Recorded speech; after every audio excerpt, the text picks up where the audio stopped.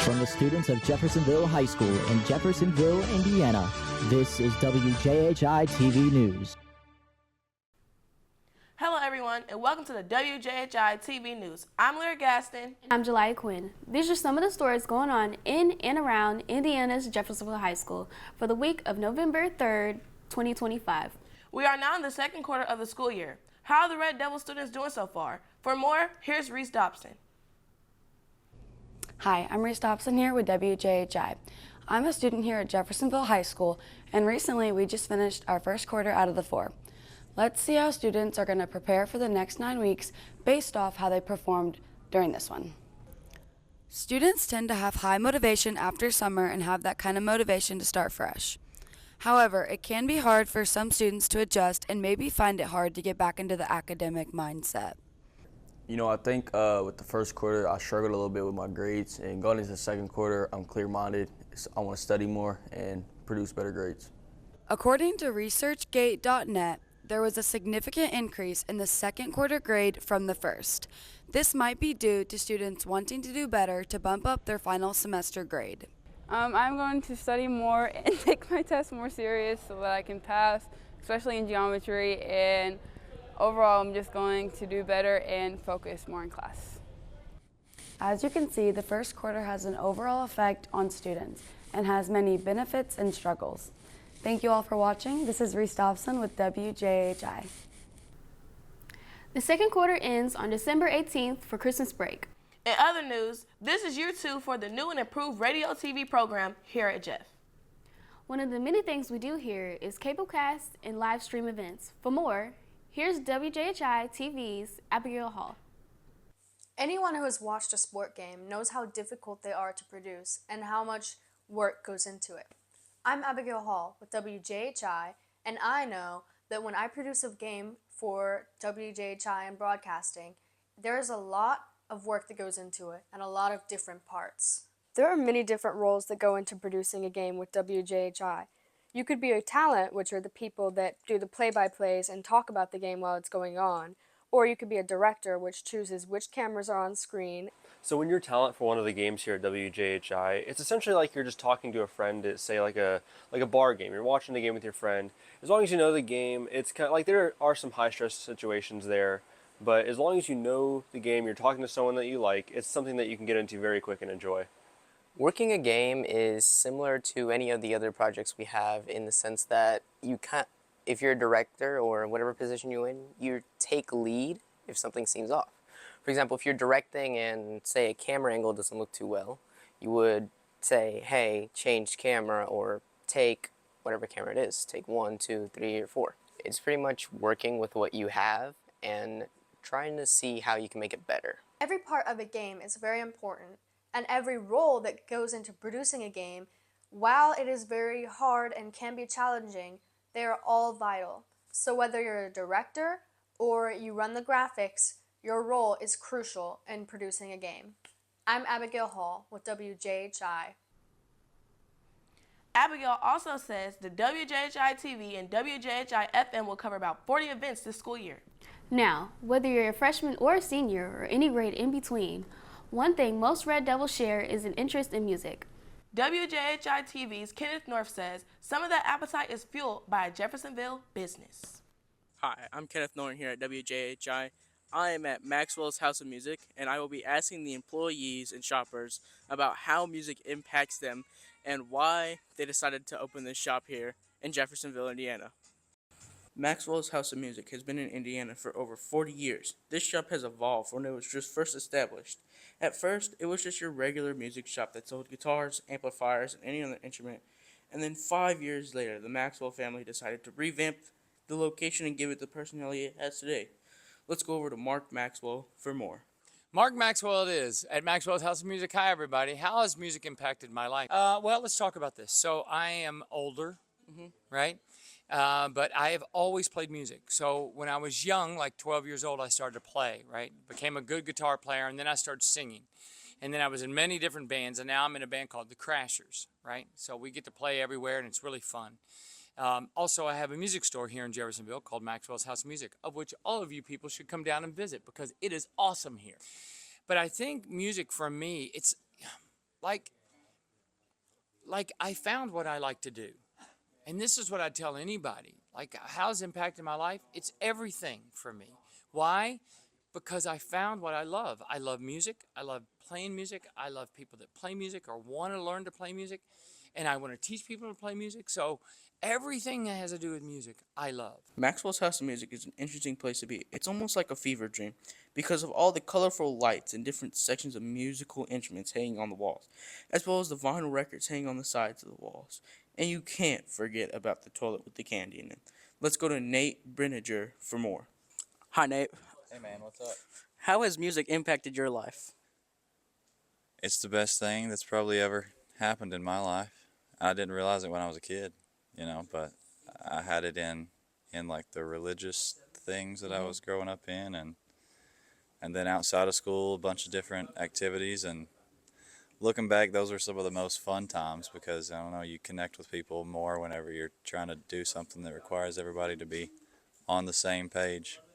Yeah. So, and I feel the same way about what we do now with my band, and it's just fun. It brings people together, and everybody has fun doing it. And so, yeah, that's how it's impacted my life. Maxwell's House of Music is a very interesting place for people that love music.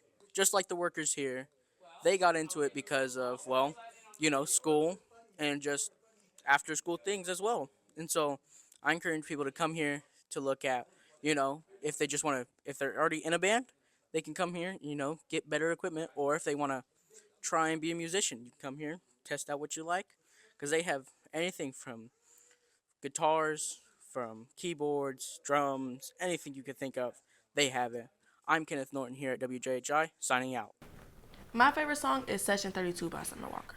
Mine would be Nostalgia by Raw Wave. That's a good song. We have more to come, like a look at photography and board games, plus a look back at Halloween.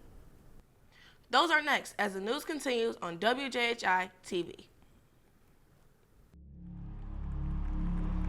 Some see a wrestling match. We see a 6-minute lesson in grit.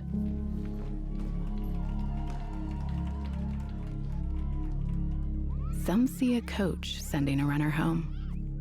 We see a mentor guiding a student athlete into the future. Proud to keep education in front of athletics since 1903. Hello everybody, I'm Jaga Pogva, a senior at Indiana's Jeffersonville High School. The radio TV program here needs your help. WJHI 90.5 Jeff FM and WJHI TV are self-supporting. Virtually all of our funding comes from underwriting grants. We can put your business or cause in the spotlight with a 30-second underwriting messages for radio and television. The benefits you provide go directly to supporting the student-run program. For more information on how to help, contact us by email. Our address is wji@gccschools.com. We'd love to hear from you. Please reach out. Again, the address is wji@gccschools.com.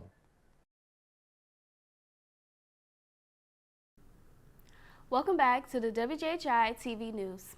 So what do Red Devil students do in their spare time? Many like sports. WJHI TV's Dylan Grismer says, if you're looking for a hobby, try photography.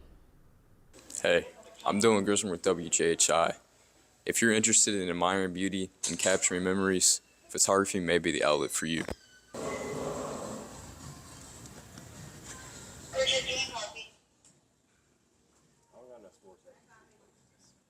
A major key upside of being a photographer is that you can capture memories that you'll be able to look back onto for the rest of your life. If you find a moment that you wanted to capture and relive, photography is a great outlet. I take lots of pictures with my friends so we can remember the great times we have together and all the stuff that we get to do together. And out in nature, I go camping a lot. I have so many pictures of Red River Gorge, just the beautiful views from the top of the gorge, top of the mountains. Arch Rock, Gray Arch, it's just beautiful.